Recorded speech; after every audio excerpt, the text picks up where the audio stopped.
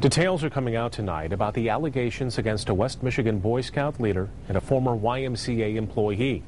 Scott Herrick was indicted on charges that he secretly videotaped nude children and distributed child pornography over the internet. 24-Hour News 8's Leon Hendricks live now outside of the YMCA in Muskegon. That's where federal investigators say some of those crimes took place. Leon? Brian, good evening to you. Scott Herrick was a pool safety instructor here at the YMCA in Muskegon, and it was here in one of the locker rooms that investigators say some of the child porn they found in his possession was filmed. The Muskegon Family YMCA is one of a few places where Scott Herrick had regular access to kids.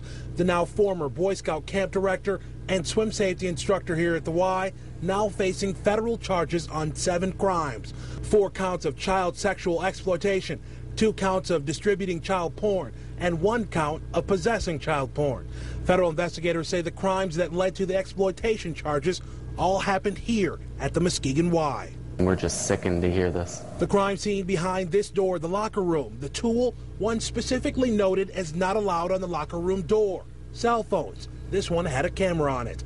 The rule in place for this very reason. If you're just wearing a cell phone clipped to your belt, it can be on and nobody knows. Still, there are plenty of unknowns. YMCA staff tells us as far as they know, federal investigators haven't identified all the victims. But the guests do check in at the front counter when they come into the YMCA, and that list on the days in question has been turned over to the FBI. The federal indictment lists 4 specific dates, though, all in 2009, February 6th, twice on March 25th, and once on May 18th.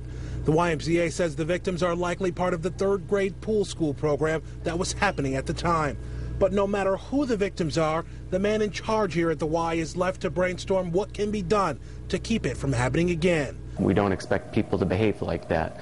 But now that we all know that, I think it's just that much more important to be as modest as possible in those situations. I wish they all wore signs, but sometimes you have to find out the hard way. Now, the YMCA does conduct background checks on its employees. It does not allow sex offenders to work here or even be members here. If you have information on this case, the FBI wants to hear from you. We'll post their contact information at woodtv.com. Reporting live in Muskegon, Leon Hendricks, 24-Hour News 8.